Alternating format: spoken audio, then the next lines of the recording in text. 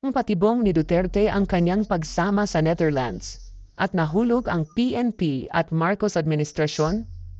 Hindi lingid sa kalaman ng marami na matagal nang matalas ang pananaw ni dating Pangulong Rodrigo Roque Duterte pagdating sa larangan ng politika at estratehiya.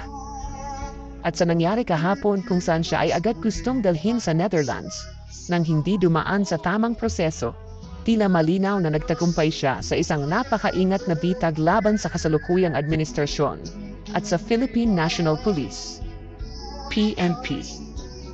Ang paglabag sa Rome Statute at ang Poisonous Tree, isa sa pinakamahalagang aspeto ng batas sa International Criminal Court, ICC, ay ang pagsunod sa Article 59(3) ng Rome Statute na nagsasaad na ang sino mang inaresto ay may karapatan munang dumaan sa korte ng kanilang sariling bansa para sa interim release o pansamantalang paglaya habang inaayos ang proseso ng pagsuko.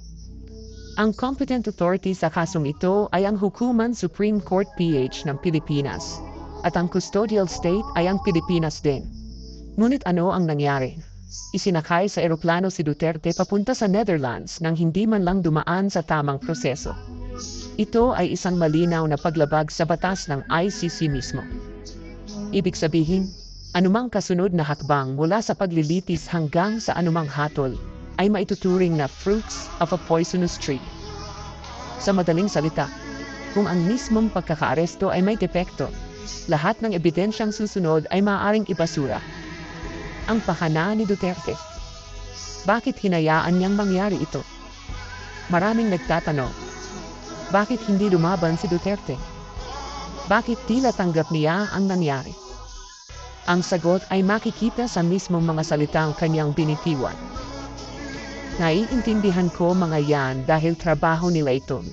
This is why it has come to an end. Isang pahayag na puno ng kahulugan.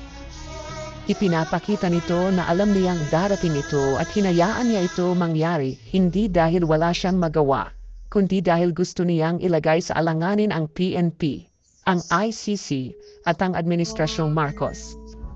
Ang mensahe ay malinaw. Ang PNP at ang gobyerno mismo ang lumabag sa due process, hindi siya. Sa ganitong paraan, hindi lang niya napakita ang kahinaan ng kasalukuyang administrasyon, kundi inilagay rin niya sa peligro ang mismong kaso laban sa kanya. Paano nahulog ang Marcos admin at PNP sa pitag?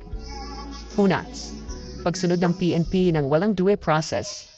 Sa halip na siguruhin dumaan sa Korte ng Pilipinas, agad nilang isinuko si Duterte sa ICC, isang hakbang na labag sa batas na kanilang sinusunod. Pangalawa, pagkawalang kibo ng administrasyon.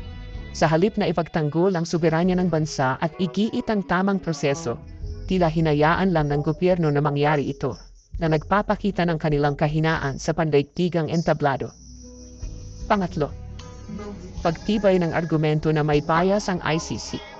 Dahil sa hayagang paglabag sa Article 59(3), lumakas ang argumento na ang ICC ay hindi patas at ginagamit lamang laban sa mga pinunong hindi kaalyado ng kanlura. Ano ang posibleng mangyari ngayon? UN Security Council Intervention. Ang mga bansang tulad ng Russia at China ay maaaring kumilos upang suspindihin ang ICC proceedings laban kay Duterte, gamit ang paglabag sa Article 59(3). Bilang matibay na batayan. Pagkawasak ng kredibilidad ng ICC. Kung ipagpipilitan ng ICC ang kaso laban kay Duterte, maaaring tuluyan itong mawalan ng kredibilidad, lalo na kung mapatunayan na ito ay naging isang kasangkapan lamang ng politika. Kawalan ng legal na basehan sa kaso. Dahil sa fruits of a poisonous tree doctrine, posibleng maibasura ang kaso laban kay Duterte, na magbibigay sa kanya ng isang makasaysayang panalo, kahit pa nasa Netherlands na siya. Isang matagumpay na estratehiya. Sa unang tingin, maaaring isipin ng iba na si Duterte ay talunan sa sitwasyong ito. Pero sa mas malalim na pagsusuri, lumalabas na siya ang tunay na nagwagi. Hinayaan niyang mahulog ang PNP at ang Marcos administration sa isang bitag na sila mismo ang lumapastangan sa batas, isang hakbang na maaaring magresulta sa pagbagsak ng mismong kaso laban sa kanya. Kung sakaling ito ang maging dahilan ng pagbagsak ng kredibilidad ng ICC, Masasabi nating nagtagumpay si Duterte sa pinakamalaking laban ng kanyang buhay, hindi sa pamamagitan ng dahas, kundi sa pamamagitan ng isang maingat at matalinong estratehiya. Good luck, Mr. President Bongbong Marcos and PNP Torre.